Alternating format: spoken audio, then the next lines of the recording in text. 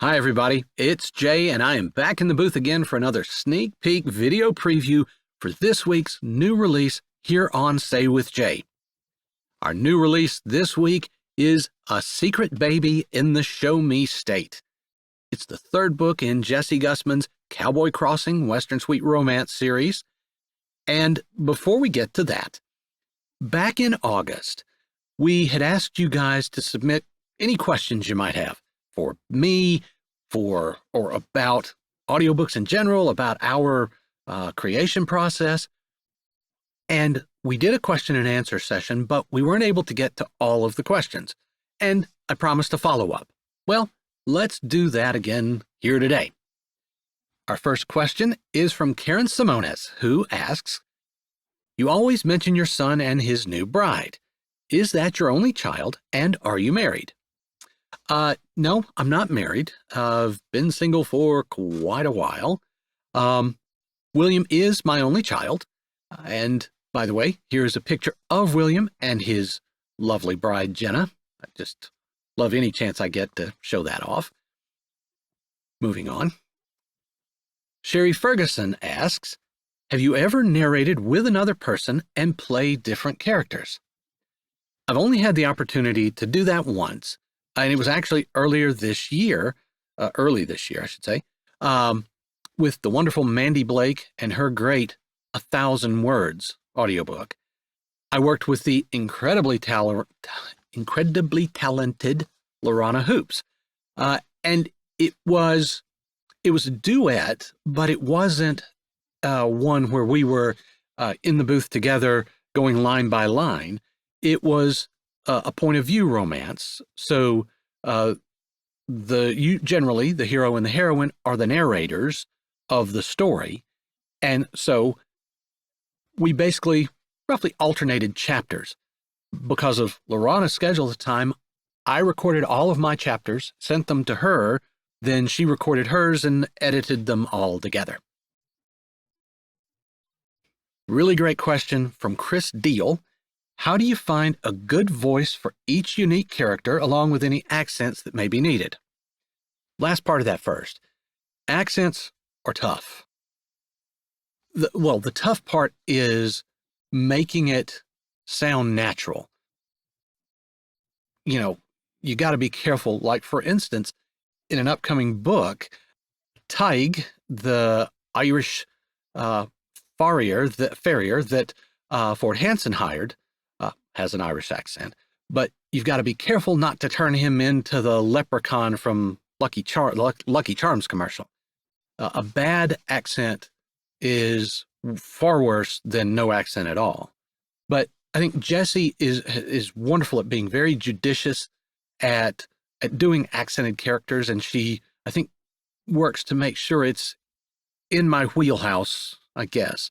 She's not afraid of challenging me, but I think she keeps in mind what would sound good in the framework of her stories first, and that's what she ought to do. But as far as just general character voices, I would say about 2/3 of them just come as I'm doing my pre-read. Part of my process is the very first thing before I ever record a word is to read the book from beginning to end. You got to know the plot and where things are going and people's motivations and how they change from the beginning to the end to know how to properly act. But like any of us who read for pleasure, when you read, you imagine what's going on in your mind and you picture those characters, and I do the same. And sometimes Jessie helps with that, with cues in her writing, like she put her blonde hair in a ponytail, or he stared into her emerald eyes. But, one way or another, I picture that person. And like I said, about 2/3 of the time, the voice just comes. Yeah, and again, sometimes Jessie can shade that with her writing. Like if somebody's, under a lot of stress, their voice might be a little rougher, or something like that. But the general voice just kind of pops in about 2/3 of the time. Sometimes I'll read a character, though, and I'll do what I call Hollywood casting, sort of. Again, like accents, you want to make sure, even if you're picturing, an actor or actress in as a character in your mind, if they've got a distinctive voice, especially, you want to be careful. Like if Jessie ever wrote a character that was like Arnold Schwarzenegger and you had to do Arnold's voice, it would take probably about that long to say, stop. And because if you keep that up, you take the listener right out of the story, and that's unforgivable for a narrator to do. That said, though, a lot of times, about a third of the time, I will picture an actor and cast that person, whether I do their voice or some take on their voice or not. A good example of this, Coleman Baldwin, who you might remember in the Coming Home to North Dakota series, the eldest Baldwin child and only male in the house who runs the family's auction barn. I pictured Coleman as a big, burly guy. He's got to be strong for his family. He's gruff, but with a heart of gold kind of person. And full disclosure, I've never actually seen the show. It's one I keep meaning to watch, but seeing images, to me, Coleman Baldwin looks, or I picture him like Rip Wheeler from Yellowstone. Now, never seen an episode, so I don't know what Rip Wheeler or Cole Hauser, the actor who plays him, sounds like. To my knowledge, I've never seen anything else that Cole Hauser has been in, so got no idea what the voice would sound like. But now having that mental image of Coleman Baldwin, he just sounds like he'd be really deep, gravelly voice. And, that's how I came up with his voice. That was my process there. I will say, just for some fun, guesses you can make, 3 of the 4 peacemakers are based on real world people or characters. One is a friend who, not her voice, more or less her appearance, and then that appearance gave me a voice. One is an actress, a character actress, that did both give me the image of her appearance and how I more or less came up with her voice too. And then the third is, believe it or not, a cartoon character from a cartoon that my son used to watch when he was little. So, not going to say who's who, but that's the case with the Peacemakers. Now, I will say there has been one time that I have gone full caricature mode. That was way back in Cowboy's best friend's sister, the original Sweetwater books. And that book opened with Sawyer Olson in the hospital, and in his hospital room was this grizzled old man. And for that character, don't know why it came to me, but it did. It reminded me of, have you ever been to an amusement park? And it seems like every amusement park has some form of the haunted minecart, haunted mine train ride. And it seems like every haunted minecart, mine train ride has some animatronic prospector who's like, "Where are you city folks going? Don't go that way. That way's a haunted." That was where I came up with the character that was Sawyer's roommate.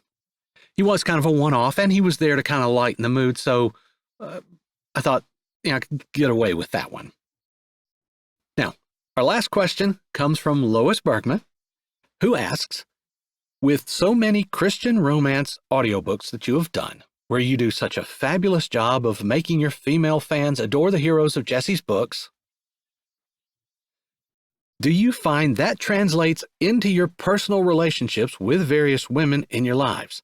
In other words, you seem to get us. Is that true, or are we still a mystery to you? Oh boy. tell Jessie all the time that I think I learn something from every book of hers I do. Not all about relationships necessarily, but I think I could readily admit that I have learned some things about relationships, and I would hope that I've become better at understanding women.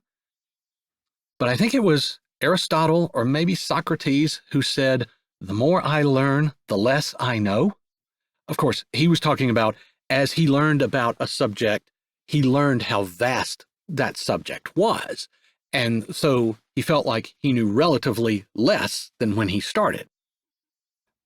So about women, that is what I would say.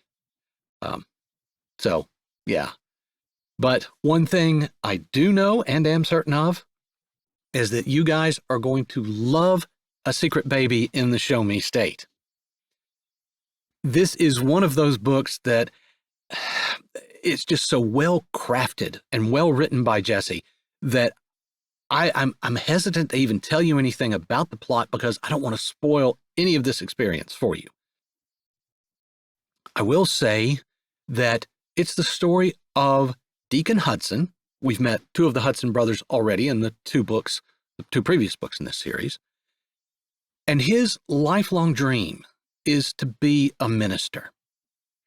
Well, on the morning that he's to be ordained, literally just before the ordination service starts and he's at the front of the church taking some quiet time to pray, a mysterious woman comes in the church, leaves a baby with a note. The note simply says, "The father is Deacon Hudson. Take care of her." Now, Deacon knows with all his heart that it is not possible that he is the father of that child. But he also knows that child desperately needs a parent. Is he going to give up his lifelong goal of being a pastor to raise this child? Fast forward several years, and we meet Blair Dixon. Blair has come back to town to, among other things, to fix the mess she made. She doesn't believe that she's going to be able to get everything she wants. That's the love of her daughter and the love of the cowboy she chose to be her father. But she wants to fix things. She knows, though, without a plan, is she going to ruin his life a second time? To find out the answer to that, you're going to have to come back this Friday for the full release of A Secret Baby in the Show Me State. But for now, here's a sample. We hope you enjoy it, and then come back this Friday here on Say with Jay. Deacon hadn't said what he wanted to talk about, but she figured iced tea couldn't hurt. So she poured 2 glasses in the kitchen before she shut the lights off and stepped out on the front porch. The pole light across the street had come on, illuminating Deacon, rocking gently, one arm stretched out along the back. "Tea?" He stood. "Sure, let me hold it so you can sit down." "Do I want to sit down?" "I don't know. Why wouldn't you?" He sounded baffled. "You didn't tell me what you wanted to talk to me about. Is it bad? I might want to take the bad news standing up." If more people from the church were complaining, or if Lynette had gotten worse, or if Deacon had lost his job, she didn't want to take any of that sitting down. "No, I don't think so. I just couldn't stop thinking about you and didn't want to go home without talking to you again." She sat down on the swing. He handed her a glass of tea and sat down with his own. He didn't lean back and try to put his arm around her, and she appreciated that. "You were out with Waverly tonight. Doesn't it seem a little like being a player to be out with one woman in the early evening and out with another later?" She ran her finger over the condensation on the side of the glass. It had bothered her. "I'm not sure I want to be the woman that you spend part of the evening with. Maybe at one time I was that kind of girl, but not anymore." "I didn't think that. Honestly, it was just what I said. I wanted to see you. Just didn't want to go to bed without talking to you again." She closed her eyes against the longing that his words elicited. "This isn't a good idea." "What, me seeing you tonight?" "No, just you and me in general." "Why not?" he asked, like he even needed to. "I don't have to spell it out for you, Deacon. You saw those men in the restaurant today. You heard Amy. You know what they think of me. Don't you realize what a risk you're taking by even having me in the church?" "I don't consider it a risk." "You could lose your job. I understand you're not getting paid, but it's what you love to do. You're risking it all." "Like I said, I don't consider it a risk." "It's most definitely a risk." "God knows. If I'm meant to have the job, I will, no matter what forces come against me. And if I'm not, again, it's not a matter of who says what against me. I just have to make sure I'm walking with God, and the rest of the world can do whatever they want. It's not going to affect me." He was right, of course. Maybe someday she'd have faith like that, or confidence. Confidence that God was leading her, instead of her groping around blindly in the darkness trying to figure out where in the world he was. "I did get a phone call today from Pastor. Miss Lynette has worse cancer than what they thought. They're doing some more tests, but she has the kind that doesn't respond to chemo. They're trying to get her into some kind of trial, but it doesn't look good for her." The pain in his voice colored every word. After working so closely with Pastor Wyatt and Miss Lynette, Deacon had to love them both. Without really thinking about it, Blair put her hand on Deacon's knee. "I'm so sorry to hear that. That has to be a hard blow for you." "It is," he sighed. "I know we're all mortal. We're all going to die. I believe with my whole heart that heaven's so much better than here that if we had the choice to come back after we died, we'd say no. But still, it's so hard to see someone who is so vivacious and so full of life and had been doing so much good struck down." "It makes me wonder what in the world God's doing. Why would he take someone who's doing so much for him? Why wouldn't he take me? Why am I not the one with cancer in the hospital dying?" She didn't mean it in a falsely modest way. She just meant that God seemed to be taking one of his very best soldiers out of the battle. Why wouldn't he take a soldier who wasn't fighting in the war? "No, don't say that," Deacon said, low and fierce. Deacon's hand came down and covered hers, warm and rough. Hi, this is Jay, and thanks for listening. If you're ready for another great audiobook, here's one we think you might like. Or check out the playlist with all our latest releases. Don't forget to subscribe to Say with Jay, give this video a thumbs up, and tell us what you liked in the comments.